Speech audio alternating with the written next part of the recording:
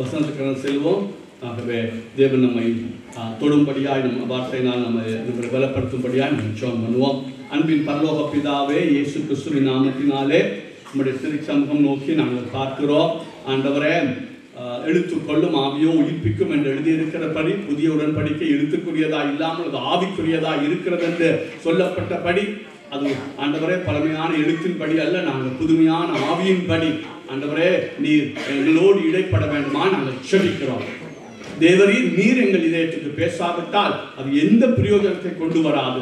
ஆகவே நம்மத்திலே வந்திருக்கிற பரிசுத்த ஆவியான தேவன் எங்களோடு கூட பேச வேண்டுமா நாங்கள் ஜெபம் பண்ணுகிறோம். ஆண்டவராகிய இயேசு கிறிஸ்துவின் நாமத்திலே செபிக்கிறோம் எங்கள் பிதாவே, ஆமென். ஓகே, சரி, நாங்கள் பாடல்களை குறித்து கற்றுக்கொண்டு வருகிறோம். அப்போ இந்த பாடல்கள் இல்லாமல் கிறிஸ்தவ வாழ்வில்லை. Sans épreuve, nous ne pouvons pas mener une vie chrétienne. நான் சொன்னது போல கிறிஸ்தவத்தையும் சமாதானத்தை பிரிக்க முடியாது. On ne peut pas séparer le christianisme et la paix. கிறிஸ்தவத்தை சந்தோஷத்தை பிரிக்க முடியாது. On ne peut pas également séparer le christianisme et la joie. கிறிஸ்தவத்தை நன்மைகளை பிரிக்க முடியாது. Le christianisme et les bienfaits. கிறிஸ்தவத்தையும் பரிசுத்தத்தை பிரிக்க முடியாது. On ne peut pas séparer le christianisme et la sainteté. கிறிஸ்தவத்தையும் பாடுகளையும் பிரிக்க முடியாது. Et également on ne peut pas séparer le christianisme et les épreuves. Okay, நான் அது சொல்றது போல நம்ம கற்றுக்கொண்டிருந்தால் அந்த சந்தர்ப்பங்கள் வரும்போது நம்ம பயப்படாமல் முகம் கொடுக்க முடியும். Si nous apprenons continuellement, alors nous pouvons faire face aux épreuves.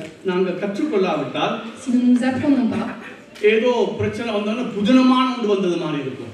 On peut voir que quand on a des problèmes, nous les voyons comme de nouveaux problèmes. பொதுவாய் கிறிஸ்தவத்தை பற்றி என்ன நினைக்கிறாங்கன்னா, de manière générale, qu'est-ce que nous pensons du christianisme? கிறிஸ்தவன் ஆகிட்டால், si nous sommes chrétiens, ஒரு பிரச்சனை வராது. nous n'aurons aucun problème. ஆசீர்வாதம் தான். Nous aurons que des bénédictions. எல்லாம் முடிஞ்சது. Tout est terminé. அப்படி வேதத்தை சொல்லப்படவில்லை. Dans la Bible, il n'est pas inscrit de cette manière. நாங்க அப்படி ஒரு மைண்ட் செட்டுக்குள்ள எங்களை pastors நடத்திட்டாங்க. Mais les pasteurs, ils nous mènent dans cet enseignement. அன்றைக்கு நான் சொன்னது போல இம்மைக்காய் மாத்திரம், இதை நீங்க நல்லா அடிக்கடி சொல்லணும் உங்களுக்கு. இம்மைக்காய் மாத்திரம் நாங்கள் இயேசு கிறிஸ்துவின் மேல் விசுவாசம் உள்ளவர்களா இருந்தால் எல்லாரையும் பார்க்கிறோம் நாங்கள் பரிதபிக்கப்பட்டவர்களா இருப்போம். Si nous faisons confiance seulement pour les choses de ce monde, alors nous serons des misérables devant Dieu. ஆகவே பாடுகளின் சிந்தையை நாம் அணிந்து கொள்ளணும். C'est pourquoi nous devons nous revêtir des pensées, des épreuves en nous.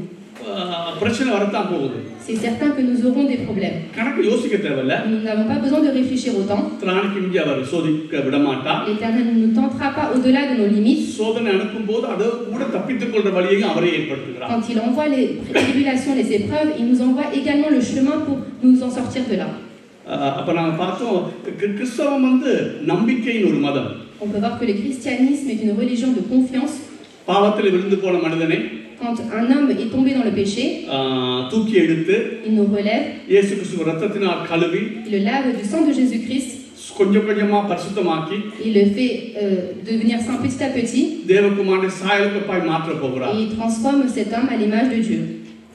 என்றைக்கு இயேசு இந்த பூமிக்கு திரும்பி வருகிறாரோ, et lorsque Jésus-Christ reviendra sur cette terre, அன்றைக்கோ எங்களுடைய பாடுகள் எல்லாம் நீங்கி போகும். et à ce moment-là nos épreuves seront terminées. ஒரு நொடி பொழுதிலே நாங்கள் மறுரூபமாக்கப்படுவோம். et en un seul seconde nous serons transformés. நான் சொன்ன அடிக்கடி சொல்றது போல் நித்தியமான சமாதானத்துக்குள், நித்தியமான சந்தோஷத்துக்குள், கவலை இல்லாத, கண்ணீர் இல்லாத, அலறுதல் இல்லாத, மரணம் இல்லாத நித்திய மகிழ்ச்சி இருக்கிற தேவன் நம்மோடு வாசம் பண்ணுகிற ஒரு பூமியிலே நித்தியமாய் முடிவில்லாத காலமாய் நாங்கள் வாழப் போகிறோம். Et on vivra dans un monde où il n'y aura pas de pleurs, il n'y aura pas de larmes, il n'y aura pas de mort. Nous aurons une vie éternelle avec une joie et une paix éternelle.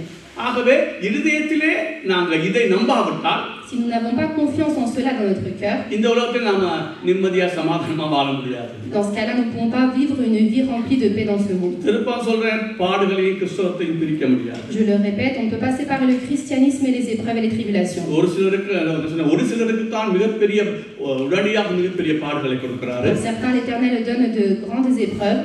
ஆனால் பொதுவாய் எல்லாருக்கும் அவனவனுக்கு திராணிக்கத்தக்கதாய் அவர் பாடுகளை கொடுத்து தான் நம்மை மகிமை அடைய செய்கிறார். Mais on peut voir que pour les autres, l'Éternel donne des petites épreuves pour que nous soyons glorifiés en Dieu.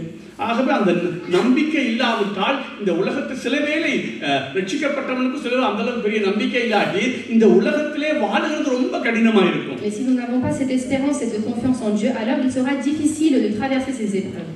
ஒருத்தர் ரட்சிக்கப்பட்டிருக்கான், ரெண்டு பேர் ரட்சிக்கப்பட்டிருக்கான்னு வைங்க. Admettons qu'il y a deux personnes qui sont sauvées. ஒருத்தனுக்கு நித்தியத்தை குறித்து அறிவு இருக்குது. Il y a une personne qui a la connaissance concernant l'éternité. மற்றவனுக்கு நித்தியத்தை குறித்து அந்த அளவுக்கு அறிவு கிடையாது. Et l'autre personne ne connaît pas concernant l'éternité. அவன் ரட்சிக்கப்பட்டிருக்கலாம். Peut-être qu'il est sauvé. அவனுக்கு என்ன சொல்லி அவனுக்கு பாஸ்டர் என்ன சொல்லி பழக்கினார்னா, mais qu'est-ce que le pasteur lui enseigne? நீ இயேசுக்கு வந்துட்ட.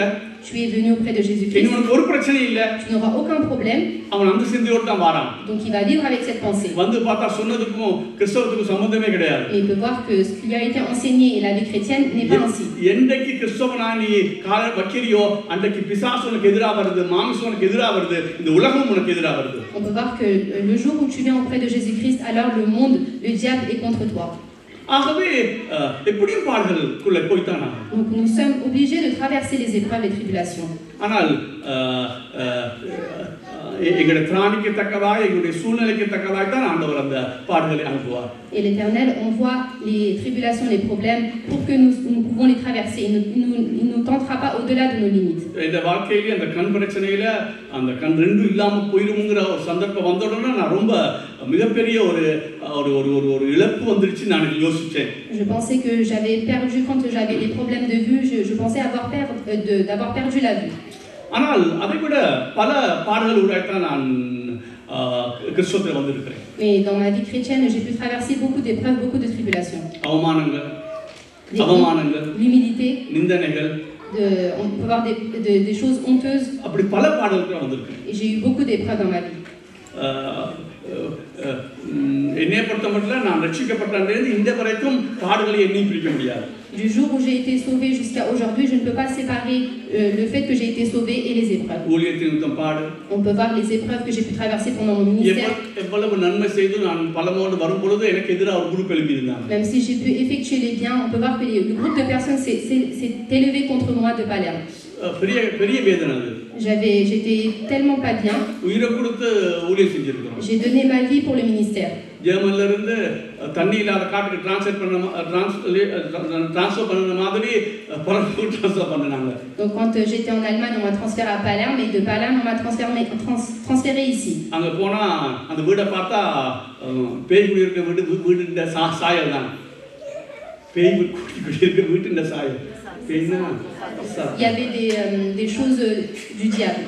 ஜெர்மனோட ஒப்பிடும்போது அந்த வீடுன்னு சொல்ல முடியாது. Quand j'ai pu comparer la maison où j'habitais en Allemagne, la maison à Palerme était quelque chose de désagréable. நாங்க வாழ்ந்த குசினியில என்ன சொல்றது அந்த பூச்சி அளவில்லாத பூச்சி இருந்தது. On peut voir que dans la cuisine où j'habitais, il y avait énormément d'insectes. ஒன்னும் செய்யல, அதே சமைச்சு அதை சாப்பிட வேண்டியதுதான். Je ne pouvais rien faire, j'étais obligée de cuisiner et manger.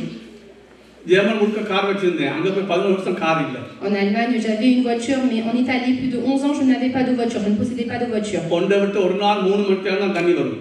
Et on peut voir que pendant un jour sur deux, il y avait seulement 3 heures d'eau. நீங்க தண்ணி எடுத்து வைக்காட்டி டாய்லெட் போகல. Si tu ne prenais pas l'eau, alors tu ne pouvais pas aller aux toilettes. லேச்சைக்கு போக மட்டும் 13 மணி நேரம் போக 13 மணி நேரம் வர. நான் லேச்சைக்கு போறேன்னு நினைச்சோனே எனக்கு காய்ச்சல் வந்தது. Donc une fois pour aller à Lecce, j'avais besoin de voyager 13 heures. சாந்திக்கு போய் வந்தா ஒரு 4 நாள் படுக்கலாம். Ma femme sait que quand j'y allais, que je revenais, je dormais quand je retournais. என்ன 13 மணி நேரம் டிராவல் பண்ணி போய் அங்க ஊழியம் செஞ்சு 13 மணி நேரம் டிராவல் பண்ணி வரணும். Parce que je devais faire 13 heures de voyage, faire le ministère là-bas et retour, je devais refaire 13 heures. ஒரு கட்டத்துல இங்க வந்த பிறகு சொன்னாங்க நாங்க காசு கலவட்டு வந்து வீடு வாங்கிட்டோம்னு. Et quand on est arrivé ici, on m'a dit que j'ai pu voler l'argent et acheter une maison. என்னுடைய உடம்பு வருத்தம் எனக்கு ரட்சிக்கப்பட்ட பிறகு வருத்தம் தான் கூட. Une fois que j'ai été sauvé, j'ai eu beaucoup de maladies dans mon corps. கண் பிரச்சனை. J'avais des problèmes de vue. ஒரு 4 மாசம் டாய்லெட் போறதுக்கு டாய்லெட் போறோம் சரி, நான் நடந்து போறோம் சரி, ஒவ்வொரு நாள் 4 மாசம். J'avais des problèmes d'éliminer. இப்படி ஒவ்வொரு காரியத்திலையும் பாடுகள் வருதான் இருக்கு. Et donc j'avais beaucoup d'épreuves. யோசிச்சு பாருங்க, இங்க வந்து பாச தெரியாது. Donc je venais ici en France, je ne connaissais pas la langue. நீங்க போற மாதிரி டாக்டர்ட்ட போகவே இல்ல. Je ne pouvais pas aller chez le médecin comme vous y allez. நான் சொல்லுவேன் அதோட பெரிய பாடுகள் இருக்கோ இல்லையோ, பாடுகளை கிறிஸ்தவத்தை பிரிக்க முடியாது. எனக்கு இப்படி நடந்தால் உனக்கு வேறு விதமான நடக்கிற உனக்கு பிள்ளைகளால் பிரச்சனையா இருக்கும். ஏதோ ஒரு வகையில கிறிஸ்தவத்தின் பாடுகளை பிரிக்க முடியாது.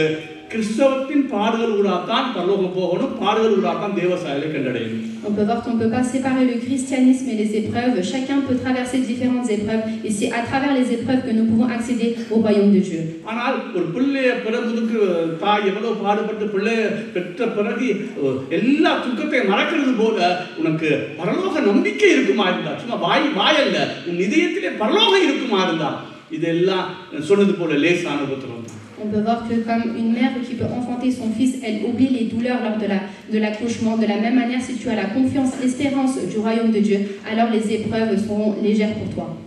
போன வாரம் நான் சொன்னேன், பரலோகத்தை குடிச்ச ஒரு இதயத்தில் உனக்கு அறிவில்லைன்னா இந்த உலகத்தின் பாடுகள் உனக்கு பயங்கர பாடுகளாக இருக்கும். On peut voir que si tu n'as pas la connaissance concernant le royaume de Dieu en toi, alors les épreuves sur cette terre seront grandes pour toi. L'Éternel a dit que tu traverseras les épreuves et tribulations. Dans le Nouveau Testament, on peut voir qu'il est employé une ou deux fois le mot prospérité. Et on peut voir que le mot tribulation, épreuve, il est dit par Jésus-Christ et par d'autres hommes. Je le dis avec amour.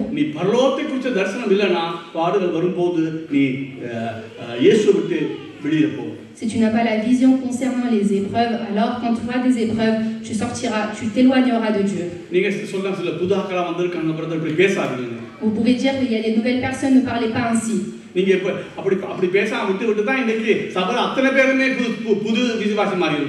en parlant pas de telle vérité, alors même les anciennes ressemblent à de nouvelles âmes.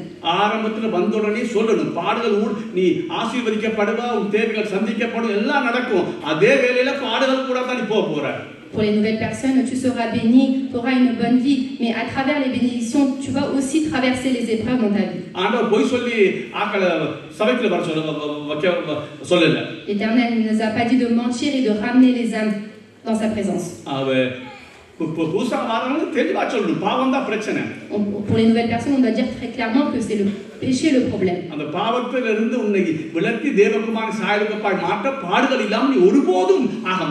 L'Éternel ramène les épreuves pour que nous soyons transformés à l'image de Dieu.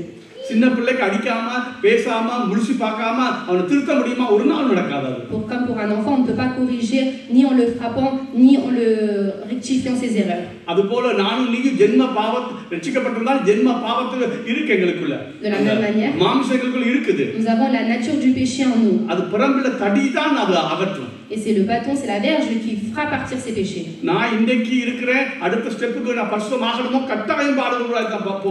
Et pour pouvoir atteindre le deuxième niveau de la sainteté, je suis obligé de passer par les épreuves et tribulations. Et pour passer à l'étape suivante, l'Éternel nous donnera cette onction. L'Éternel ne nous conduira pas toute la vie dans le désert.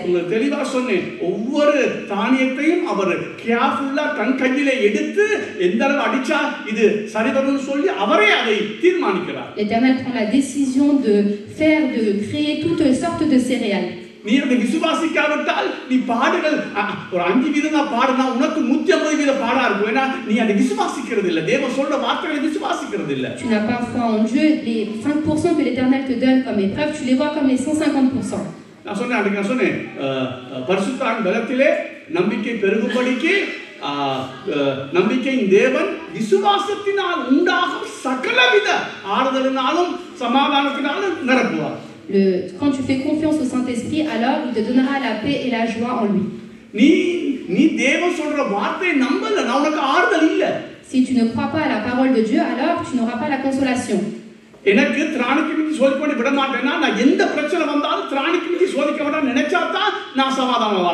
L'Éternel ne nous tentera pas au-delà de nos limites. Je dois le croire, alors à ce moment-là, il me dirigera.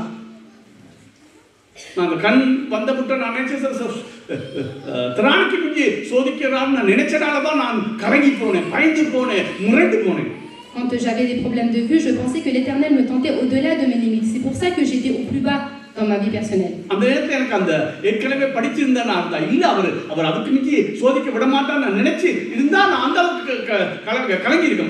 Si je pensais que l'Éternel ne me tentera pas au-delà de mes limites, alors j'aurais pas été à cette situation. திருப்பி சொல்றேன், அசைக்கப்பட்டு தான் நாட்டப்படுவோம். நான் அசைக்கப்பட்டு நாட்டப்பட்டுட்டேன். 100 நாட்டப்பட்டாங்க இல்ல, நாட்டப்பட்டேன். அதால தான் சமாதானமா இருக்கிறேன். Nous devons être ébranlés puis enracinés. இந்த அன்பியோட தீர்மானப்படி அழைக்கப்பட்டால் அவர் அன்புக்குரு சகல நன்மைக்கு ஏதுவாய் வரும்னு வேற சொல்லியிருக்குது. La Bible dit que toutes les personnes qui ont été appelées, l'Éternel fait en sorte qu'ils sont bénis. என்னுடைய வாழ்க்கையிலிருந்து அது நிச்சயமா உண்மைங்கிறது ப்ரூவ் பண்றேன் பாருங்க. Et cela a été prouvé dans ma vie, je vais vous montrer. நான் பலர்மோல் இருக்கும்போது 3 மாசத்துக்கு ஒருக்கா என் கண்ணை காட்டிட்டு தான் வந்தேன். Quand j'étais à Palerme, j'avais une consultation tous les mois pour ma vue. அந்த கண் பெரிய பிரச்சனையா இருக்க நல்ல. Donc ma vue n'était pas un grand problème. ஒரு லேசர் ட்ரீட்மென்ட் செஞ்சிருந்தா இந்த கண் இந்த வலது கண் இன்னைக்கு தெரியும். Si j'aurais effectué un traitement, alors j'aurais pu avoir la vue. நான் நல்ல ஒரு டாக்டர், ஒரு 3 பேர் இருக்க டாக்டர், ஒரு பிரைவேட் டாக்டர் தான் காட்டிட்டு வந்தேன். Donc j'étais suivi par un spécialiste. நினைச்சிருந்தா அத ஒரு லேசர் ட்ரீட்மென்ட்ல அது முடிச்சிருக்கும். Donc si j'aurais pu effectuer un traitement, le problème aurait été réglé. ஒரு 15 வருஷமா அவங்க அதை செய்யல. Mais pendant 15 ans, le traitement n'a pas été effectué. நானே கேட்டேன், நீங்க செய்யுங்கன்னு. Et même moi, j'ai pu demander au médecin pourquoi vous n'avez pas effectué ce traitement. இல்ல இப்ப அது பெரிய பிரச்சனை இல்ல, கொஞ்சம் கால காலத்துக்கு பிறகு செய்யலாம்னு சொன்னாங்க. Donc on m'a dit que ce n'était pas un problème, qu'on allait effectuer plus tard. அப்ப ஏன் திடீர்னு நரம்பு வெடிச்சிருச்சு. Donc on peut voir que j'ai perdu la vue. அப்ப நான் டாக்டர்கிட்ட ஒழுங்கா தான் போனேன். Donc j'ai consulté le médecin régulièrement. 3 மாசத்துக்கு ஒருக்கா ஒழுங்கா போயிட்டு இருந்தேன். Tous les 3 mois je consultais le médecin. அப்ப எப்படி இந்த கண் பழுதா போச்சு? Et comment j'ai pu perdre la vue? ஆண்டவருக்கு அந்த டாக்டர்கிட்ட ஒருக்கா சும்மா சொல்ல முடியாது சார். ஏன்னா அவனவனுக்கு 5-6 வருஷத்துலேயே செய்யறாங்க, 15 வருஷம் ஆச்சு ட்ரீட்மெண்ட். ஆண்டவரால ஒரு நிமிஷம் கேட்க முடியாது அந்த டாக்டரோட. Est-ce que Dieu n'aurait pas pu parler au médecin pour pouvoir effectuer ces traitements pour que je reprenne la vue? நான் சொல்றேன், ஜெர்மன்ல நான் ஒருத்தன் தான் இப்படி, அதாவது அதான் நடக்க வேண்டாம் தேவையே இல்லை, ஆனாலும் கண் பழுதா போச்சு நான் நினைக்கிறேன். ஜெர்மன்ல நான் ஒருத்தன் தான் இப்படி கண் பழுதாப்பட்டிருக்கு. Je pense que je suis le seul homme en Allemagne qui a perdu la vue de cette manière. மற்றவங்க ஆச்சரியப்படுறாங்க, இப்படி நீ அவ்வளவு பெரிய பிரச்சனை இல்லையே, எப்படி உங்க கண் பழுதா போச்சு? Et beaucoup sont étonnés de ma situation. Ils disent comment tu as pu perdre la vue. அந்த டாக்டர் சின்ன ஒரு கவனீனம் இப்போ 5 வருஷத்துக்கு முன்னே செஞ்சிருக்கலாம். Donc le médecin aurait pu réaliser ce traitement 5 ans auparavant. இந்த கண் பிரச்சனை ஆனோன்னு இந்த கண் உடனே செஞ்சிட்டார். Donc quand j'ai eu un problème de vue à côté droit, l'autre côté a été effectué tout de suite. அப்ப ஏன் செய்யல? Pourquoi il n'a pas effectué? நான் ஒரு அன்பியோட தீர்மானத்தில் அழைக்கப்பட்ட அவர் அன்புக்குரியவர்களுக்கு சகல நன்மைக்கு ஏதுவா. என் கண் வலது கண் தெரியாம இருக்கிறதுக்கு இருக்குது ஏன்னு கேட்டா அது நன்மைக்கு தான். Si je ne vois pas d'un côté, c'est la volonté de Dieu. அப்படி நம்பாட்டி நீ இப்படி நம்பாட்டி உன்னால சமாதானம் வாழவே முடியாது. Si tu ne crois pas dans ta vie, alors tu ne pourras pas vivre en paix. இப்போ நான் சொல்றேன், இந்த கண்ணும் பழுதாகலாம் எனக்கு தெரியாது. Je ne sais pas, peut-être que je peux perdre la vue du côté gauche. ஆனா அது யோசிக்கல. Mais je ne pense pas à cela. அவருடைய வார்த்தை நம்புவோம். Parce que je crois à la parole de Dieu. சமாதானத்துல நடக்குவார். Parce qu'il nous remplit de sa paix. வார்த்தை நம்ப முடியாட்டி சமாதானத்தை ஒண்ணு நடக்கப்படாது. Si tu ne crois pas à sa parole, alors il ne te remplit pas de la paix. Okay, அப்ப நம்ம பாடல்களோட போய் தான் ஆகணும். Donc nous devons traverser les épreuves et tribulations. சரி, இன்னைக்கு நான் ஒரு காரியத்தை எடுக்கிறேன். Donc aujourd'hui je vais vous parler d'un sujet. இதோட சம்பந்தப்பட்டு தான். C'est une chose qui est en rapport avec cela. ஆனா அதுல சில விளக்கங்கள் நான் சொல்ல வேண்டி வரும். அது முதலாவது எபிரேயர் எடுத்துக்கொள்ளுங்க. Nous allons tous prendre le livre des Hébreux. 2வது அதிகாரம். Chapitre 2. இப்ப எபிரேயர் 2வது அதிகாரம். Hébreux chapitre 2.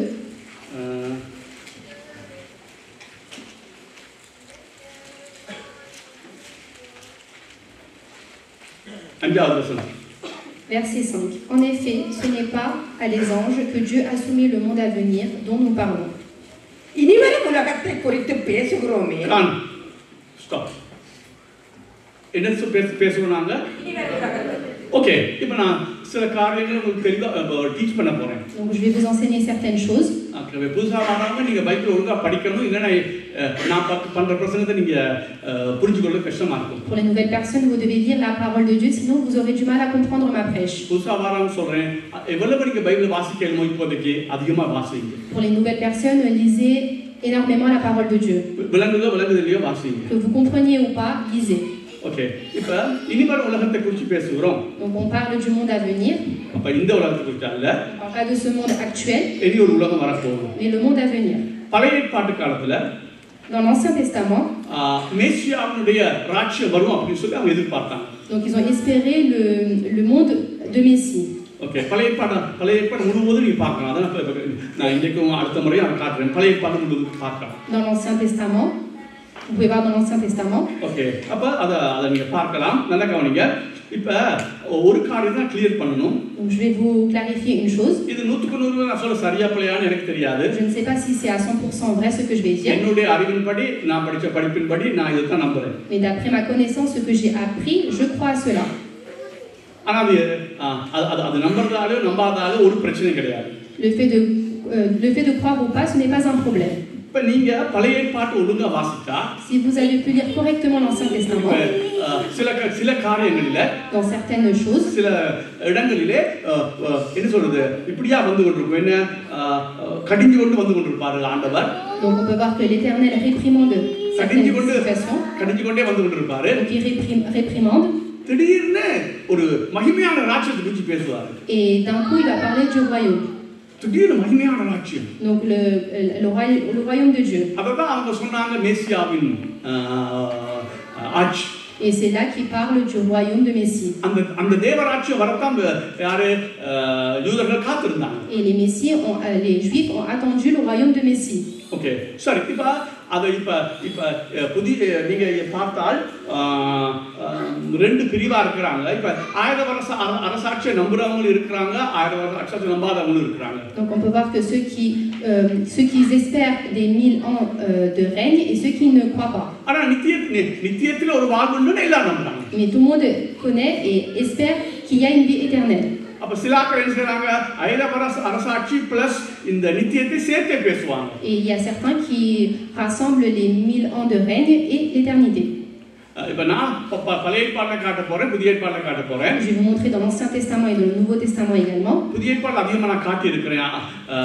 என்ன சொல்றது நித்தியத்தை குறிச்ச இடங்களை காட்டிட்டு அது கொஞ்சம் வாசிக்க போறோம். Dans le Nouveau Testament, je vous ai également montré les passages concernant l'éternité.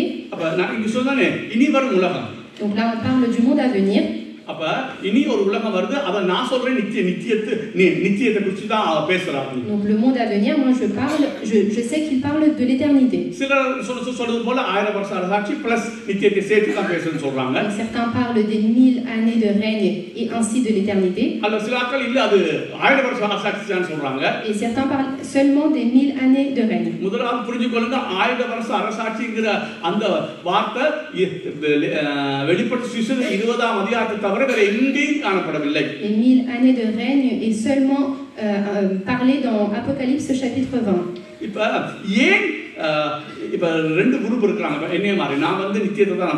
Donc moi je crois seulement à l'éternité. Je ne crois pas à les 1000 années de règne.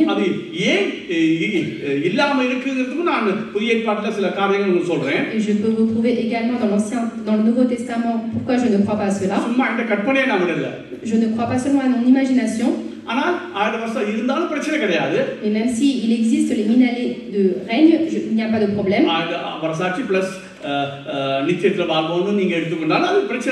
Et même si vous prenez qu'il y a 1000 années de règne et l'éternité, ce n'est pas un problème. Mais d'après ce que j'ai pu étudier, je ne crois pas au fait qu'il existe 1000 années de règne.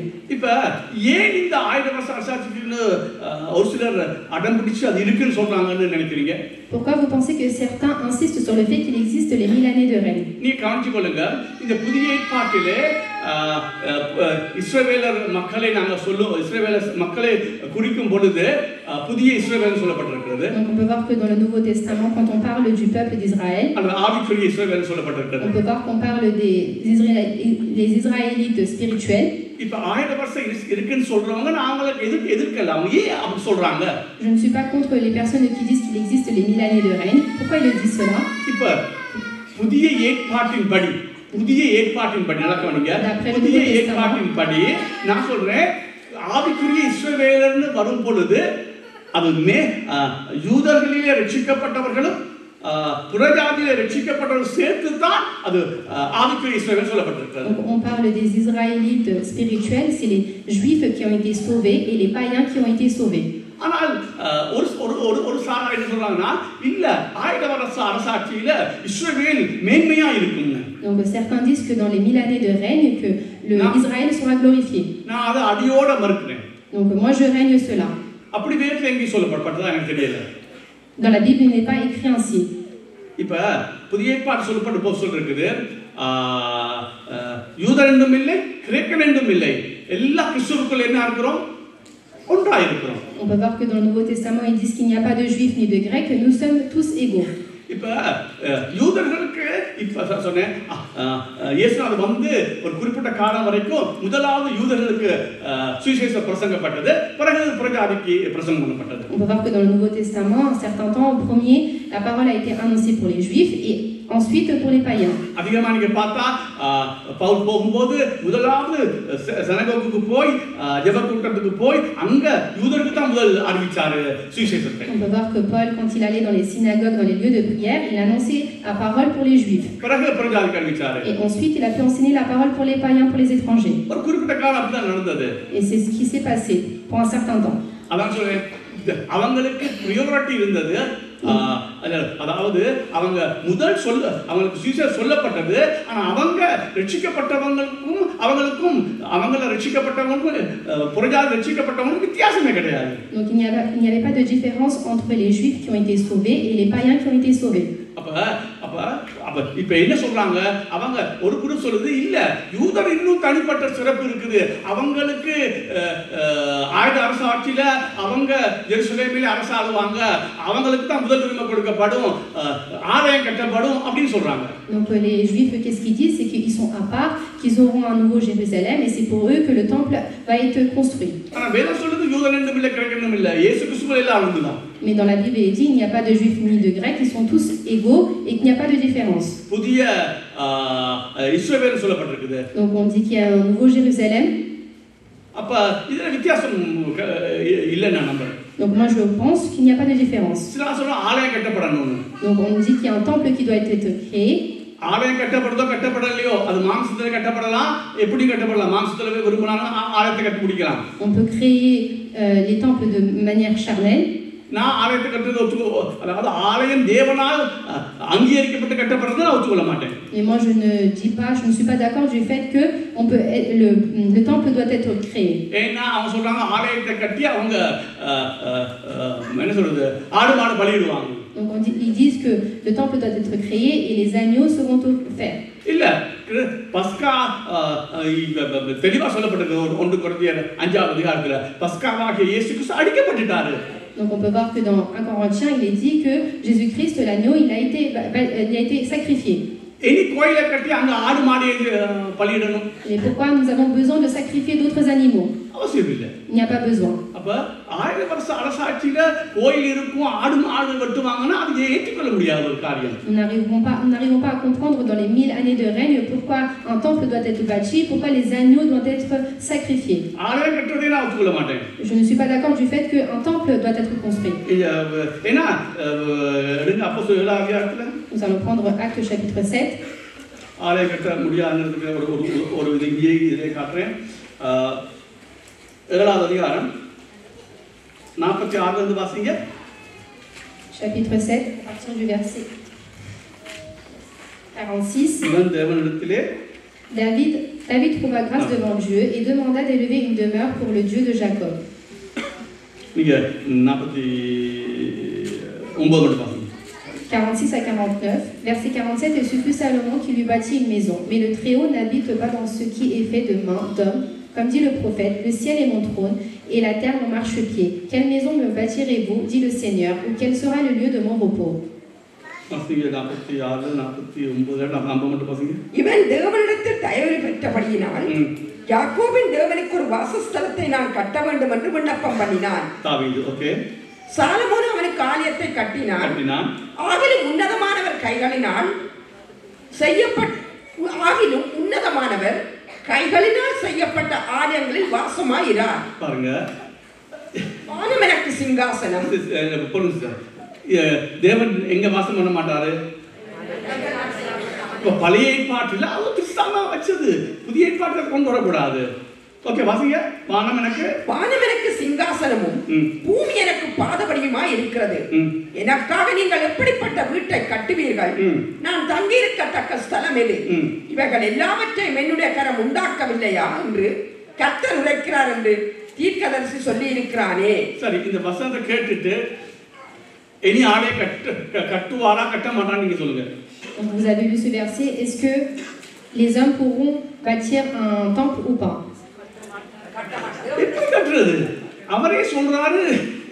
பாருங்க இந்த வசனத்தை திருப்பி நான் வாசிக்கிறேன். சலமோன் அவனுக்கு ஆலயம் கட்டினான், ஆனாலும் உன்னதமான கைகளில் செய்யப்பட்ட ஆலயங்களிலே. அப்ப இது என்னன்னு திருப்பி ஆலயத்தை கட்டி அங்க கொண்டு தேவனை வைக்கிறது? Donc là on peut voir que le verset dit mais le Très-Haut n'habite pas dans ce qui est fait de main d'homme.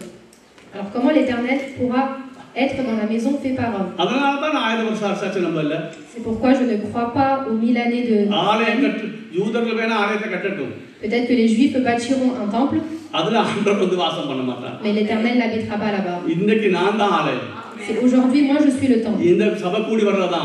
Le fait de rassembler dans l'église est un temple.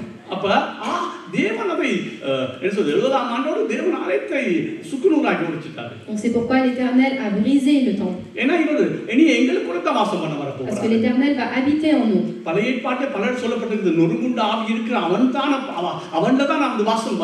L'Éternel dans l'Ancien Testament il dit que l'Éternel habitera parmi les personnes qui ont le cœur brisé.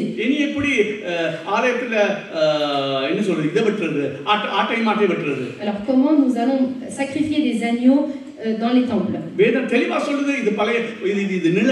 On peut voir que l'Éternel dit très clairement. Donc là, on voit la vérité.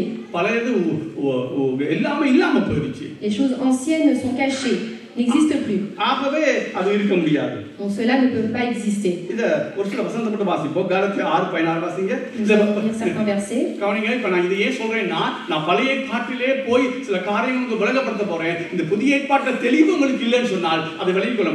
Donc je vais vous expliquer certains points dans l'Ancien Testament, mais tout d'abord je vais vous expliquer les points dans le Nouveau Testament pour que vous compreniez mieux. Nous allons lire certains versets.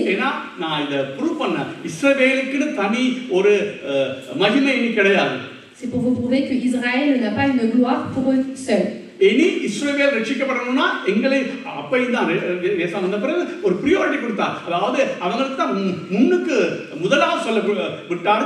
எங்களுக்கு புறஜாதிக்கு இரண்டாவது சுவிசேஷம் சொல்லப்பட்டது. On peut voir que lorsque Jésus-Christ est arrivé sur terre, les Juifs avaient la priorité, c'est à eux que la bonne nouvelle a été annoncée tout d'abord et ensuite pour les païens. அது அப்போஸ்தல காலத்தோட முடிஞ்சு போச்சு. Mais cela a été terminé dans le temps des actes. இப்போ போய் யூதர்களுக்கு முதல்ல சொல்ல வேண்டிய அவசியம் இல்லை. Mais là on n'est pas obligé d'annoncer la parole aux Juifs. சர்வ சிருஷ்டிக்கு Mais nous devons annoncer la parole à toute personne. Donc, quelle que soit la personne qui est sauvée, que ce soit juif, que ce soit les païens, les étrangers, ils sont enfants de Dieu. Donc, les juifs n'ont pas d'orgueil devant Dieu. Galates 6:16. Paix et miséricorde sur tous ceux qui suivront cette règle et sur l'Israël de Dieu. இந்த பிரமாணத்தின்படி நடந்து வருகிறவர்களும் அவர்களுக்கும் தேவனுடைய இஸ்ரவேலர்களுக்கும் சமாதானமும் இரக்கமும் உண்டாயிருப்பதாக. தேவனுடைய இஸ்ரவேலர்கள் யாரு? இயேசு கிறிஸ்துவால் ரட்சிக்கப்பட்ட ஜனங்கள். Donc l'Israël de Dieu, c'est ceux qui ont été sauvés par Dieu. 3:26-29 அதுல கலாத்தியர் 3:26-29. Galates 3:26-29. Car vous êtes tous fils de Dieu par la foi en Jésus-Christ, vous tous qui avez été baptisés en Christ, vous avez revêtu Christ. Il n'y a plus ni juif ni grec, il n'y a plus ni esclave ni libre, il n'y a plus ni homme ni femme, car tous vous êtes un en Jésus-Christ. Et si vous êtes à Christ, vous êtes donc la postérité d'Abraham, héritier selon la promesse. நீங்கள் எல்லாரும் கிறிஸ்து இயேசுவை பற்றி விசுவாசத்தினால் தேவனுடைய புத்திரராய் இருக்கிறீர்களே. ஏனெனில் உங்களில் கிறிஸ்துவுக்குள்ளாக ஞானஸ்நானம் பெற்றவர்கள் எத்தனை பேர்களோ அத்தனை பேரும் கிறிஸ்துவை தரித்துக் கொண்டீர்களே. யூதன் என்றும் கிரேக்கன் என்றும் இல்லை, அடிமை என்றும் சுயாதீனன் என்றும் இல்லை, ஆணென்றும் பெண்ணென்றும் இல்லை, நீங்கள் எல்லாரும் கிறிஸ்து இயேசுவுக்குள் ஒன்றாய் இருக்கிறீர்கள். நீங்கள் கிறிஸ்துவுடையவர்களாய் ஆனால் ஆபிரகாமின் சந்ததியாரும் வாக்குத்தத்தத்தின்படி சுதந்திரராயும் இருக்கிறீர்கள். எல்லாரும் யூதர் மட்டுமில்லை நாங்களும். இன்னொரு அழகா காட்டுறேன். கலாத்தியர் 3:6-9 பாருங்க, வாசிங்க. Galates 3, 6 à 9. Comme Abraham crut à Dieu et que cela lui fut imputé à justice. Reconnaissez donc que ce sont ceux qui ont la foi, qui sont fils d'Abraham. Aussi l'Écriture, prévoyant que Dieu justifierait les païens par la foi, a d'avance annoncé cette bonne nouvelle à Abraham. Toutes les nations seront bénies en toi, de sorte que ceux qui croient sont bénis avec Abraham le croyant. அப்படியே Abraham தேவனை விசுவாசித்தான், அது அவனுக்கு நீதியாக எண்ணப்பட்டது. ஆகையால் விசுவாச மார்க்கத்தார் எவர்களோ அவர்களே ஆபிரகாமின் பிள்ளைகள் என்று அறிவீர்களாக. மேலும் தேவன் விசுவாசத்தினாலே புறஜாதிகளை நீதிமானாக்கிறார் என்று வேதம் முன்னாக கண்டு உங்களுக்குள் சகல ஜாதிகளும் ஆசீர்வதிக்கப்படும் என்று ஆபிரகாமுக்கு சுவிசேஷமாய் முன்னறிவித்து அந்தப்படி விசுவாச மார்க்கத்தார் விசுவாசமுள்ள ஆபிரகாமோடு ஆசீர்வதிக்கப்படுகிறார்கள். ஆமென். இப்ப விசுவாசத்துல யார் இயேசுவை ஏற்றுக்கொண்டா அவங்க தான் ஆபிரகாமுடைய பிள்ளைகள். On peut voir que ceux qui acceptent Jésus-Christ par la foi, ils sont enfants d'Abraham. ரோமர் 9:6 மட்டும் வாசிங்க. Romains 6:9. Sachant que Christ ressuscité des morts ne meurt plus, la mort n'a plus de pouvoir sur lui. தேவவசனம் அவமாய் போயிற்று என்று சொல்லக்கூடாது. ஏனென்றால் இஸ்ரவேல் வம்சத்தார் எல்லாரும் இஸ்ரவேல் அல்லவே. ஏன்னா அவங்க விசுவாசத்திலே ஏற்றுக்கொண்டவங்க மட்டும்தான் ஆபிரகாமுடைய பிள்ளைகள். இஸ்ரவேல் வம்சத்தார் எல்லாரும் இஸ்ரவேல் அல்ல. அவங்களுக்குன்னு ஒரு தனி ராஜ்யம் இனி வரப்போறது இல்லை. On peut voir que ceux qui ont accepté Jésus-Christ sont enfants de Dieu, ils n'auront pas de nation à eux seuls. நாங்களும் இஸ்ரவேல் ஒன்றுங்கிறதுக்கு நான் தெளிவாக காண்பிக்கிறேன், நீங்க எடுக்காதீங்க, நான் சொல்றேன் பிற பாருங்க. Je vais vous montrer que nous et Israël on est semblables. அதாவது 11வது அதிகாரத்தில் ரோமர்ல இன்னைக்கு இதை வலியுறுத்தினால் தான் இதை சரியா புரிஞ்சு கொண்டால் தான் நான் சொல்ல வேண்டிய காரியத்தை நான் வரலாம். இது முதல் உங்களுக்கு நல்லா தெரியுது. Vous devez d'abord comprendre cette parole. அப்ப 11வது அதிகாரத்தில் சொல்லிருக்குது வேர் வந்து Abraham. Donc on peut voir que dans Romains chapitre 11 il est dit que la racine c'est Abraham. அந்த மரத்துல சில கிளைகள் புடுங்கி போட்டுட்டு எங்களை அந்த கிளையை நாட்டிருக்கிறார் ஆண்டவர். Et donc on peut voir que dans cet arbre il y a certaines parties qui ont été arrachées. அப்ப பாருங்க இப்ப நாங்க எதுல ஒட்டப்பட்டிருக்கிறோம்? Et donc quand nous avons été recollés, அந்த மரத்துல தான் ஒட்டப்பட்டிருக்கிறோம். nous avons été collés à cet arbre. Abraham vera இருக்கான், அவன் தான் அந்த யூதருடைய வழித்தோன்றலா இருந்தான். Donc on peut voir que Abraham est la racine, nous sommes les branches. அவன் எங்களுக்கு ஒரு மரம் இன்னும் ஒரு மரம் யூதருக்கு ஆண்டவர் உருவாக்கல. Donc l'Éternel n'a pas créé un autre arbre pour nous et un autre pour l'Israël, Abraham. ஒரே மரம் தான். Nous avons le même arbre. அது ஆபிரகாமால் தோன்றப்பட்டது. Donc ça a été créé par Abraham. இப்ப விசுவாசிக்காத யூதர்களை புடுங்கி போட்டார். Donc les Juifs, les Israéliens qui n'ont pas la foi, il les a enracinés. விசுவாசிக்கிறவங்க அதுல ஒட்ட வச்சிருக்கிறார். Et ceux qui ont la foi comme nous, on nous a recollés dans cet arbre. ஆகவே ரெண்டு ஜாதி. Donc il n'y a pas de nation. இப்ப பரலோகத்துல போகும்போது யூதர் தமிழர் அப்படி இருக்கும். ஏன்னா நாங்க தமிழ்ல இருந்து ரட்சிக்கப்பட்டிருக்கோம், அவங்க யூதர்ல இருந்து ரட்சிக்கப்பட்டிருக்காங்க, அது வேற விஷயம். ஆனால் அவங்களுக்கு தனி ஒரு ஐடென்டிட்டி கொடுக்க போறது இல்ல. தனி எல்லாத்த கூட அவங்க பெரிய சிறப்பான மக்கள் என்று சொல்ல போறது இல்ல. Donc on peut voir que quand nous irons au paradis, il y aura une différence certes dans notre culture, mais il n'y aura pas de différence sur le fait que les Israéliens seront meilleurs que les autres. நான் சொன்ன இன்னொரு காரியத்தை நான் காட்டுறேன். ஆனா சொன்ன உங்களுக்கு என்ன, எப்படி இஸ்ரவேல் ஆயுதவர அரசாட்சி ஒரே இடத்துல, அதாவது 20வது வெளிப்படை சுவிசேஷத்தை தவிர எங்கேயும் ஆயுதவர அரசாட்சி பற்றி கதையே இல்லை. On peut voir que seulement dans Apocalypse chapitre 20, il est indiqué qu'il y a 1000 années de règne. நான் தெளிவா சொன்னேன் உங்களுக்கு, வெளிப்படுத்துற சுவிசேஷத்தை சிம்பால் அது ஒரு இப்போ உதாரணத்துக்கு உதாரணம் நான் சொல்றேன், உதாரணம் சொல்றேன், அது நேரடியா எடுக்கக்கூடாதுன்னு ஒரு உதாரணம் சொல்றேன். 22:5 வாசிங்க, நான் நேரடியா எடுக்கக்கூடாதுன்னு சொல்றேன். Donc je vais vous donner un exemple. அப்போஸ்தலர் 22:5. Apocalypse 22:5. நேரடியா எடுக்கக்கூடாதுன்னு நான் காண்பிக்கிறேன். இன்றைக்கு கொஞ்சம் டீச்சிங் மாதிரி தான் போகுது, அது மிக முக்கியம் உங்களுக்கு. Aujourd'hui je vous parle d'enseignement, donc c'est très important. 22ல 2. Chapitre 22 verset 2. Lorsqu'ils entendirent qu'il leur parlait en langue hébraïque, ils redoublèrent de silence et Paul dit. அவன் எபிரேய பாஷையிலே தங்களோட பேசுகிறார். 22:2 வெளிப்படுத்தின சுவிசேஷம் 22:2. யாரோ வாசிங்க. 22 நகரத்து வீதியின் மத்தியிலும் நதியின் இரு கரையிலும் 12 விதமான கனிதரும் விருட்சம் ஈவ விருட்சம் இருந்தது. அது மாதந்தோறும் தன் கனியை கொடுக்கும். அந்த விருட்சத்தின் இலைகள் ஜனங்கள் ஆரோக்கியம் அடைவதற்கு ஏதுவானவைகள். விருட்சத்தின் இலைகள் என்ன செய்யுமா? இது உண்மையா? இது நாங்க எங்க இருக்கிறோம்? பரலோகத்தில் இருக்கிறோம். ஏன் நாங்க ஆரோக்கியம் அடையணும்? Donc là, ce verset se situe, là on est en paradis. Donc vous ne devez pas prendre lire à la légère le livre des Apocalypses.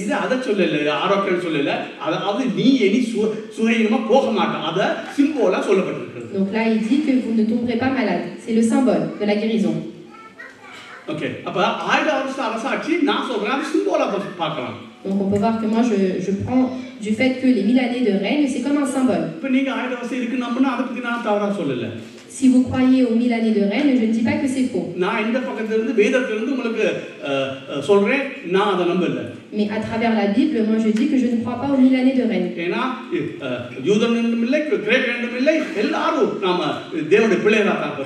Ni juifs ni grecs, nous sommes tous enfants de Dieu.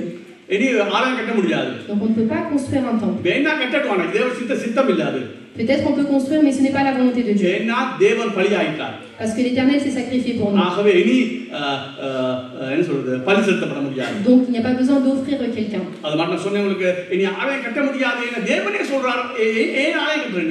Donc on ne peut pas construire un temple parce que l'Éternel même demande pourquoi on construit un temple.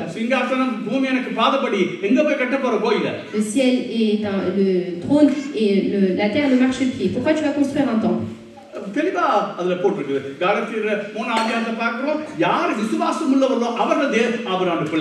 va voir que ceux qui ont foi en Dieu, alors ils sont enfants d'Abraham. Je vais vous montrer un dernier passage.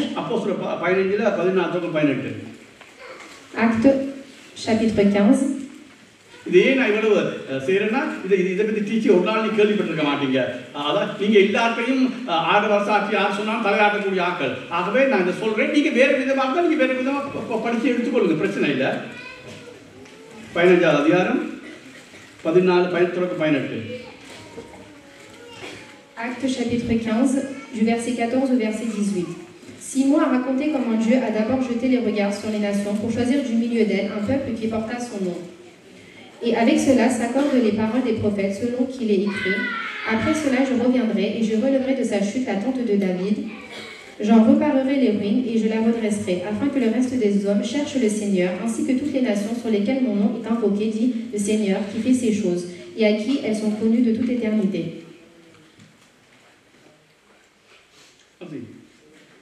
தேவன் புறஜாதிகளுக்கு தமது நாமத்திற்காக ஒரு ஜனத்தை தெரிந்து கொள்ளும்படி முதல் அவர்களுக்கு கடாட்சி தருண விதத்தை Simeon விவரித்து சொன்னாரே. அதற்கு தீர்க்கதரிசியுடைய வாக்கியங்களும் ஒத்திருக்கிறது. எப்படியெனில் தேவன் புறஜாதியினின்றும் ஒரு தமது நாமத்துக்கு ஒரு ஜனத்தை தெரிந்து கொள்ளும்படி முதல் அவர்களுக்கு கடாட்சி தருண விதத்தை சிமியோன் சொன்னாரே சொல்லிட்டு அதற்கு தீர்க்கதரிசன வாக்கியங்கள் எப்படி இருக்குது? ஒத்து இருக்குது. யாரு? அப்ப புறஜாதியிலிருந்து ஒரு ஜனம் இஸ்ரவேலோடு சேரப்போகுது. இதுக்கு தீர்க்கதரிசனமே இருக்குங்கிறார். யாரு? யாக்கோபு. வாசிங்க. எப்படியெனில் மற்ற மனுஷரும் புறஜாதி நாங்க என்னுடைய நாமம் தரிக்கப்படும் சகல ஜாதிகளும் கர்த்தரை தேடும்படிக்கு நான் இதற்கு பின்பு திரும்பி வந்து விழுந்து போன தாவீதின் கூடாரத்தை மறுபடியும் எடுப்பித்து அதிலே பழுதாற் போனவர்களை மறுபடியும் சீர்படுத்தி அதை செவ்வையாக நிறுத்துவேன் என்று இவைகள் எல்லாம் செய்யும் கர்த்தர் சொல்லுகிறார் என்று எழுதியிருக்கிறது. உலக தோற்றம் முதல் தேவனுக்கு தம்முடைய கிரியெல்லாம் தெரிந்திருக்கிறது. ஆதலால் புறஜாதிகளில் தேவனிடத்தில் திருப்புறவளை கலங்க பண்ணலாகாதென்றும் புறஜாதியில திரும்புறவங்களை கணக்க பண்ணாதீங்க. ஏன்னா தீர்க்க தரிசனமே என்ன சொல்லுது? அந்த இஸ்ரவேலோடு கூட புறஜாதி என்ன செய்வாங்களா? சேர்த்து கொள்வாங்க. On peut voir que avec les Israël, les païens s'assembleront, même la prophétie les accorde. இதுக்காக 15 எடுங்க, ரோமர் 15 எடுங்க. Romains chapitre 15.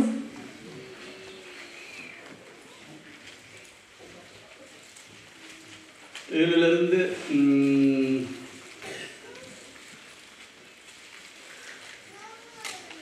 Du verset 7 au verset 12, accueillez-vous donc les uns les autres, comme Christ vous a accueillis pour la gloire de Dieu. Je dis en effet que Christ a été serviteur des circoncis pour prouver la véracité de Dieu en confirmant les promesses faites au Père, tandis que les païens glorifient Dieu à cause de sa miséricorde, selon qu'il est écrit, c'est pourquoi je louerai parmi les nations et je chanterai à la gloire de ton nom. Il est dit encore, nations, réjouissez-vous avec son peuple, et encore, louez le Seigneur, vous toutes les nations, célébrez-le, vous tous les peuples. Ésaïe dit aussi, il sortira d'Isaïe un rejeton qui se relèvera pour régner sur les nations espéreront en lui. ஆதலால் தேவனுக்கு மகிமை உண்டாக கிறிஸ்து நம்மை ஏற்றுக்கொண்டது போல நீங்களும் ஒருவரை ஏற்றுக்கொள்ளுங்கள். மேலும் பிதாக்களுக்கு பண்ணப்பட்ட வாக்குத்தத்தங்களை உறுதியாக்கும்படிக்கு தேவனுடைய சத்தியத்தின் நிமித்தம் இயேசு கிறிஸ்து விருத்த சேதனம் உள்ளவர்களுக்கு ஊழியக்காரர் என்றும் புறஜாதியரும் இரக்கம் பெற்றது நிமித்தம் தேவனை மகிமைப்படுத்துகிறார்கள் என்று சொல்லுகிறேன். அந்தபடி இதன் நிமித்தம் நான் புறஜாதிகளுக்குள்ளே உம்மை அறிக்க பண்ணி உம்முடைய நாமத்தை சொல்லி சங்கீதம் பாடுவேன் என்று எழுதியிருக்கிறது. மேலும் புறஜாதிகளே அவருடைய ஜனங்களோடு கூட களி கூறுங்கள். ஆமென். மேலும் பிரஜாதிகளே எல்லாரும் கர்த்தரை துதியுங்கள், ஜனங்களே எல்லாரும் அவரை புகழுங்கள் என்றும் சொல்லுகிறார். மேலும் ஈசாயின் வேரும் புறஜாதிகளை ஆளும்படிக்கு எழும்புகிறவருமான ஒருவர் தோன்றுவார், அவரிடத்தில் புறஜாதிகள் நம்பிக்கை வைப்பார்கள் என்று ஏசாயா சொல்லுகிறார். தெளிவா சொல்லிருக்கு. புறஜாதி அவங்க என்ன இஸ்ரவேல் புறஜாதியும் சபைக்குள்ள வந்தா ஒரே ஜனங்கள் தான், தேவனுடைய பிள்ளைகள் தான். On peut voir que ce soit les Israéliens ou les païens, s'ils s'assemblent ensemble en église, ils sont enfants de Dieu. Okay, அப்ப நான் இதை தெளிவுபடுத்தி இருக்கிறேன். அதாவது அடுத்த படிக்கு இந்த பாயிண்ட் வர போறேன். நான் இப்ப தெளிவுபடுத்தி இருக்கிறேன். அதாவது 1000 வருஷ சாட்சி இருக்குன்னு நான் நம்பல. Je vous ai dit très clairement que je ne crois pas du fait qu'il y a 1000 années de règne. ஏன்னா யூதருக்கு ஒரு தனி மகிமையை தர போறதா வேதம் சொல்லல. Parce que la Bible ne dit pas que Israël aura une gloire pour eux. புறஜாதியும் யூதர்களும் சேர்ந்து நாங்க ஒரே ஜனமா தான் இருக்கிறோம். Que les Israël et les païens nous sommes un même peuple. இதுவும் உங்களுக்கு காணாட்டி எபேசியர் எடுங்க. On va prendre le livre des Éphésiens.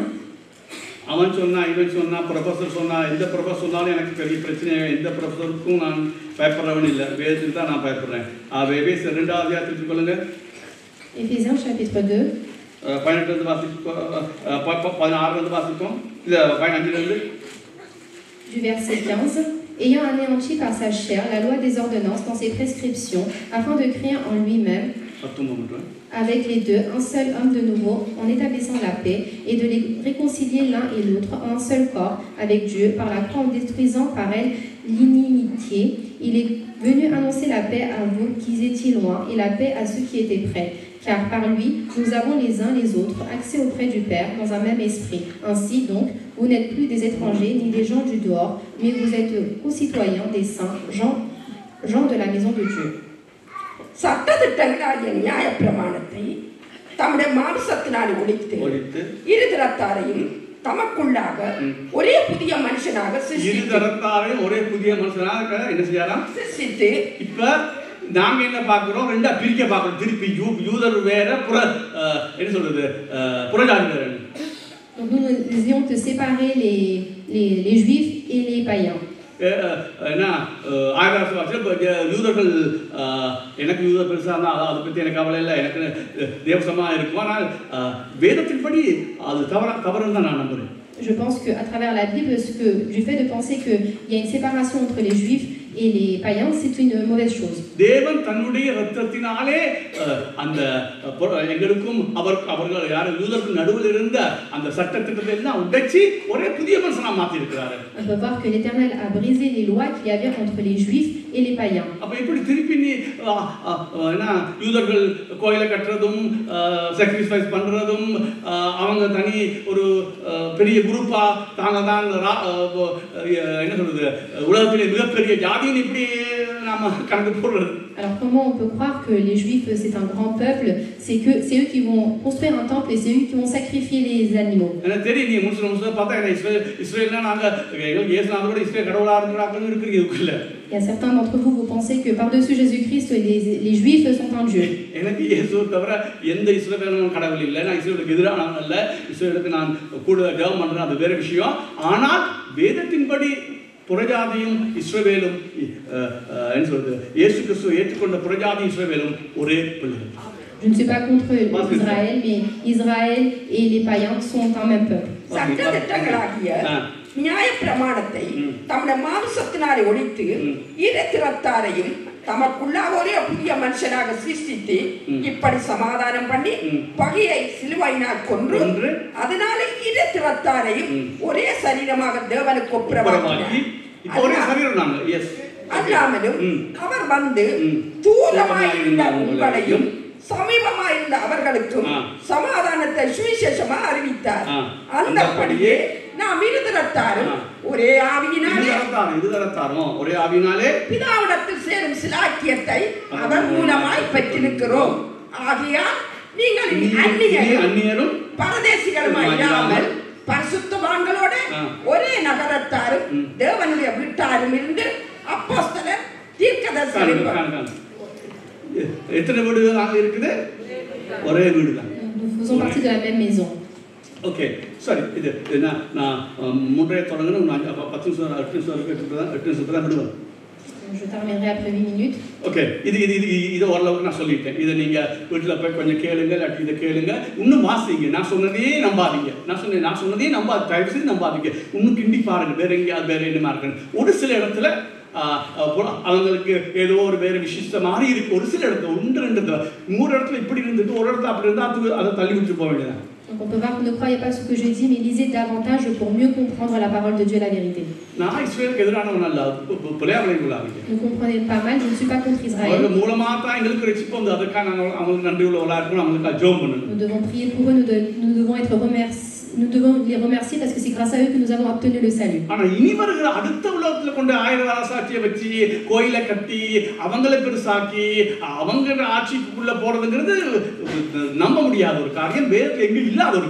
J'ai du mal à comprendre, et dans la Bible il n'est pas écrit qu'il y aura 1000 années de règne où Israël va être grand, il y aura une grande nation qui vont créer un temple et sacrifier des animaux. OK. இப்போ இன்னும் ஒரு காரியத்தை சொல்லிட்டு இன்றைக்கு முடிக்கிறேன். ஏன்னா அடுத்த முறை நான் அந்த இனிவர உலகத்தை குறித்து பழைய ஏற்பாட்டில் எவ்வளவு எழுதி இருக்கு நாம மடேனா வாங்கிருக்கோம்ங்கிறது பார்க்க போறோம். Donc là je vais dire une dernière chose et terminer. La fois d'après nous regarderons concernant le monde à venir.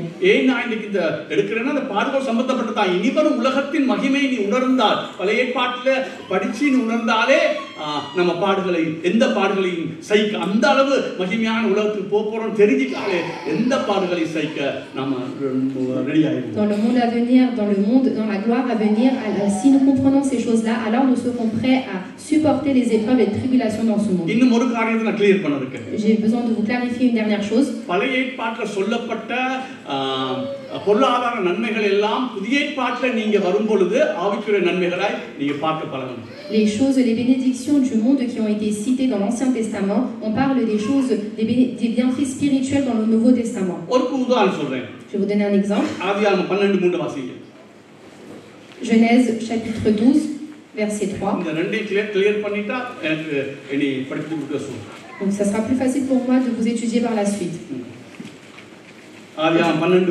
Genèse chapitre 12 verset 3. Je bénirai ceux qui te béniront et je maudirai ceux qui te maudiront et toutes les familles de la terre seront bénies en toi.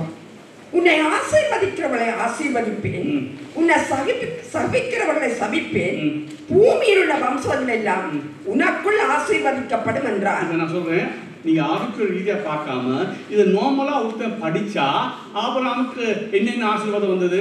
Si vous ne voyez pas de manière spirituelle, si vous voyez du fait que les bienfaits de ce monde, quelles sont les bénédictions que Abraham a obtenues? Il est décédé dans sa vieillesse. Donc c'était un homme riche, il possédait des troupeaux, des serviteurs. அப்ப இத வாசிக்கிறவர் அதுதான் இன்னைக்கு இருக்கிறவர் இல்ல 90% ஊழியக்கார பாருங்க அந்த பழைய ஏற்பாட்டில் தான் எடுத்து இந்த பொருளாதார நன்மை பேசுறாங்க. On peut voir que beaucoup de serviteurs parlent des bénédictions en prenant des versets de l'Ancien Testament. இப்ப இத வாசிக்கும்போது உண்மையாய் என்ன நினைப்போனாங்க? Quand nous lisons ce verset, à quoi nous pensons? Abraham ஆசீர்வாதம் என்ன நினைப்போம்? Quand nous parlons des bénédictions d'Abraham, à quoi nous pensons?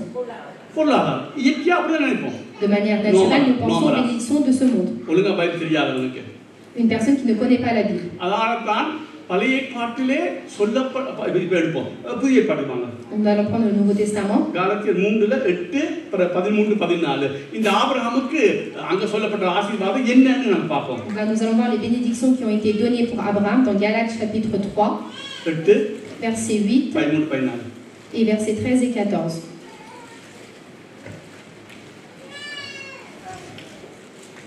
Galates chapitre 3 verset 8. Aussi l'Écriture prévoyant que Dieu justifierait les païens par la foi a d'avance annoncé cette bonne nouvelle à Abraham. Toutes les nations seront bénies en toi. Versets 13 et 14.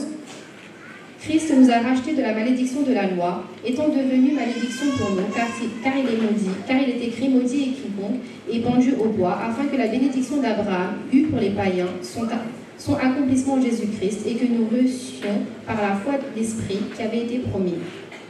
மேலும் தேவன் விசுவாசத்தினாலே புறஜாதிகளை நீதிமான் ஆக்குறார் என்று வேதம் முன்னாக கண்டு உனக்கு சகல ஜாதிகளும் ஆசீர்வதிக்கப்படும் என்று ஆபிரகாமுக்கு சுவிசேஷமாய் முன்னறிவித்து. அப்ப ஆபிரகாமுக்கு ஆசீர்வாதம் என்ன? Quelle est la bénédiction d'Abraham? நீதிமான் ஆக்கப்படுறது. நாங்க என்ன ஆக்கப்படுறோம்? கிறிஸ்துவுக்குள் என்ன ஆக்கப்படுறோம்? நீதிமான் ஆக்கப்படுறோம். ஆனா பழைய ஏற்பாடு படிப்போம் தெரியாது எங்களுக்கு என்னன்னு. En Christ nous sommes justifiés, mais nous ne comprenons pas lorsque nous lisons dans l'Ancien Testament. அது மட்டுமல்ல 13-14 இந்த ரெண்டு தான் ஆபிரகாமுக்கு ஆசீர்வாதம். 13-14 மரத்திலே தூக்கப்பட்ட எவனும் சபிக்கப்பட்டவன் என்று எழுதியிருக்கிறபடி கிறிஸ்து நமக்காக சாபமாகி நியாயப்பிரமாணத்தின் சாபத்திற்கு நம்மை நீங்களாக்கி மீட்டுக் கொண்டார்.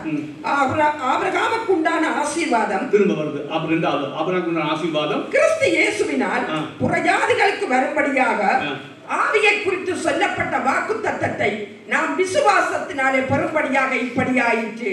ஆபிரகாமுக்கு அந்த பழைய ஏற்பாட்டை படிக்கும்போது தெரியல, ஆனா ஆபிரகாம் உண்மையாய் கொடுக்கப்பட்ட ஆசீர்வாதம் ரெண்டு என்ன? Quelles sont les bénédictions qui ont été données pour Abraham? நீதிமான், பரிசுத்த ஆவியானவர். இந்த ரெண்டு தான். C'est la justification et la sainteté. ஆகவே நான் என்ன சொல்றேன் அர்த்தம் வரும்போது பழைய ஏற்பாட்டிலே நீங்க அத்திமரத்தின் கீழ் சுகமா வாழ்வேன். Donc le fait de vivre sous un olivier. இப்படி ஆண்டவர் ஆசீர்வதிக்கும் போது lorsque l'Éternel nous donne cette bénédiction, நீங்க அத்திமரத்தை நினைக்க கூடாது. mais vous ne devez pas penser à la பொருளாதார நன்மை நினைக்க கூடாது. Vous ne devez pas penser à la postérité. அது ஒரு வர்ணனை. அது என்ன காட்டுதாண்டா இந்த இந்த என்ன சொல்றது அவசரம் சொன்னேன் அரசாட்சி தான் நடக்கும் சொல்றேன். நான் சொல்றேன் இல்லைன்னு. இது எங்க நடக்க போகுது? எங்களுடைய நித்தியத்துல இது அவனவன் தந்த அத்திமரத்துக்கு இருப்பான்னு சொன்னால் நாங்கள் சுகமா சந்தோஷமா இருக்கிறத ஆவிக்குரிய ரீதியாய் நாங்க அதை டிரான்ஸ்லேட் பண்ணி பார்க்கணுமே ஒழிய அந்த அத்திமரத்தையும் பொருளாதார நன்மையும் நினைக்க கூடாது. Quand nous lisons ces versets, nous ne devons pas penser seulement aux bénédictions de ce monde, mais les bénédictions spirituelles. அதை நீங்க மாற்றி பார்க்காவிட்டா நீங்க பழைய ஏற்பாடு படிக்கிற ஒரு பிரயோஜனம் உங்களுக்கு வராது. Et les bénédictions qui ont été indiquées dans l'Ancien Testament, vous devez les changer pour voir les bénédictions spirituelles. அதாவது நான் திரும்ப சொல்றேன் முடிக்கிறேன்.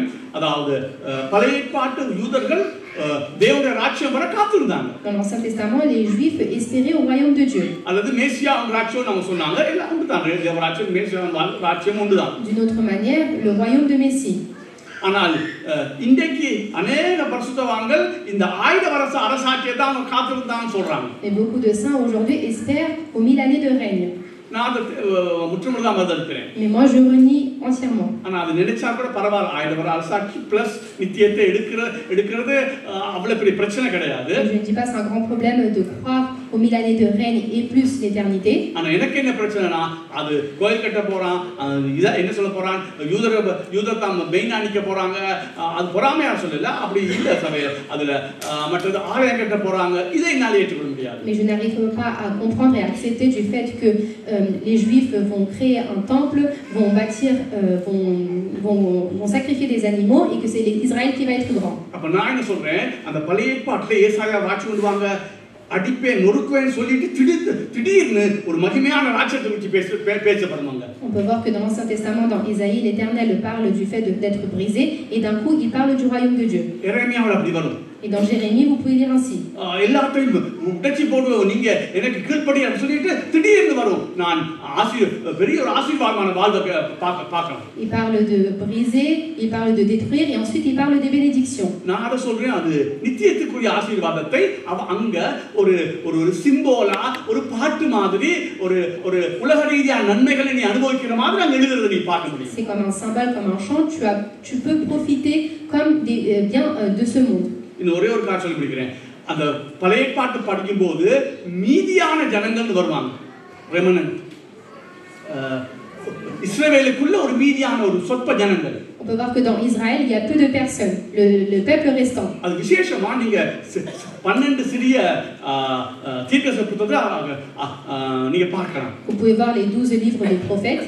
அது என்ன மீதியான ஜனங்க அப்ப இஸ்ரவேல் எல்லாரும் ரட்சிக்கப்படல அந்த ஒரு மீதியான ஜனத்தை வச்சிருக்காரு. Le peuple Israël n'a pas été entièrement sauvé, il reste le peuple restant. அது புதிய ஏற்பாட்டுக்கு வரும்போது அந்த மீதியான ஜனம் யாரு? Donc dans le Nouveau Testament, le peuple restant qui sont-ils? பழைய ஏற்பாடு ரட்சிக்கப்பட்டவன். C'est ceux qui ont été sauvés dans l'Ancien Testament. புதிய ஏற்பாட்டில யூதரும் புறஜாதிக்குள்ளும் ரட்சிக்கப்பட்ட இவங்க தான் அந்த மீதியானவர்கள்.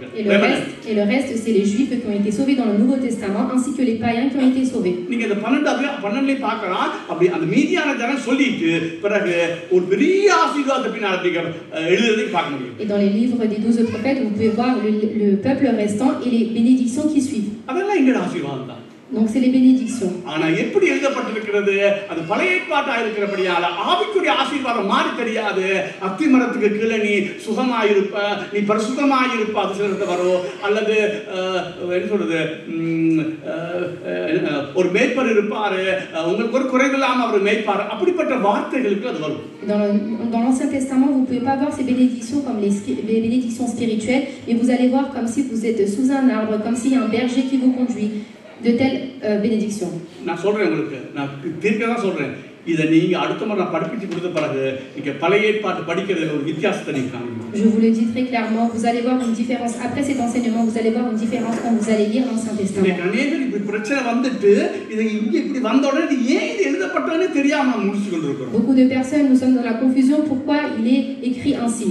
அதெல்லாம் நித்தியத்தை குறித்து ஒரு சிலவேளை இப்ப ஏசாயா 65ல ஒரு பாடல் வடிவா அது அமைஞ்சிருக்குது. On peut voir que dans Ésaïe l'Éternel parle des épreuves et tribulations. ஆனால் நாங்க அது ஆவிக்குரிய ரீதியாய் புதிய ஏற்பாட்டை நீங்க வெளிப்படுத்தின சுவிசேஷத்துல இருக்கிற ஆசீர்வாதத்தை பார்த்துட்டா அதை நாங்க அந்த ஆவிக்குரிய ரீதியாய் மாத்தி பார்க்கலாம். Et on peut voir que dans Apocalypse, lorsqu'on voit les choses, les bienfaits spirituels, alors nous pouvons aussi les comparer avec l'Ancien Testament. எல்லாம் சொல்லி இனி வருகிற உலகம். Le monde à venir. இனி வருகிற உலகம். Le monde à venir. அது மகிமையான உலகம். C'est un monde glorifié. அது இனி வருகிற உலகம் என்ன அதுதான் நீதி வாசமாய் இருக்கிற புதிய வானமும் புதிய பூமி. C'est de justice où il y aura un nouveau ciel et une nouvelle terre. அந்த நம்பிக்கை இல்லனா நீ இந்த உலகத்துல வாழ மாட்ட. நான் சொன்னேன் அசைக்கப்பட வேண்டிய இடமெல்லாம் அசைக்கப்படும். நீ புதிய வானமும் புதிய பூமி தெளிவான ஒரு வரைபடம் உனக்கு பழைய ஏற்பாடு புதிய ஏற்பாடு இல்ல நீ அசைக்கப்பட்டு போவ. Si tu ne crois pas au nouveau ciel et à la nouvelle terre, alors tu seras ébranlé. அப்பதான் தெரியும் நீ ரட்சிக்கப்பட்டியா ரட்சிக்கப்பட இல்லையா. À ce moment-là, tu comprendras si tu as été clairement sauvé ou pas. நான் சொன்னேன் ரட்சிக்கப்பட்டவன் ரட்சிப்பை இழக்கிறது இல்ல. Une personne qui a obtenu le salut ne le perdra pas. ஆனா ரட்சிக்கப்பட்ட முடிவு பரியந்த நிலைச்சு நிற்பான். Une personne qui a obtenu le salut alors le gardera jusqu'à la fin. அசைக்கப்படும் பொழுது நீ விட்டு விலகினா நான் சொல்றேன் நீ ரட்சிக்கப்பட்ட ஜாதிக்குள்ள இல்ல நீ அந்த ரெமனன்ட்குள்ள இல்ல. Alors si tu as été sauvé et lorsque tu as des tribulations et que tu t'éloignes, alors cela veut dire que tu n'as pas été réellement sauvé. கவனம். Faites attention.